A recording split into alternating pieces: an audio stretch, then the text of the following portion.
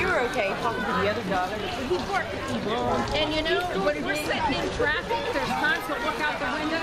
How's everybody doing? Good! My name is Chris Jump. I'm the owner of Anvil Campground.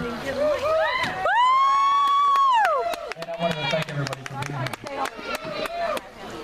Since 1954, Anvil Campground has been family owned and operated for 3 generations. Ralph Raymond Jump was the main founder. He was my grandpa.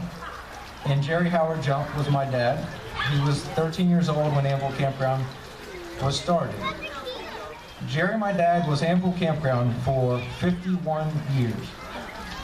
Ralph, my grandpa, was here for 37 years of those years.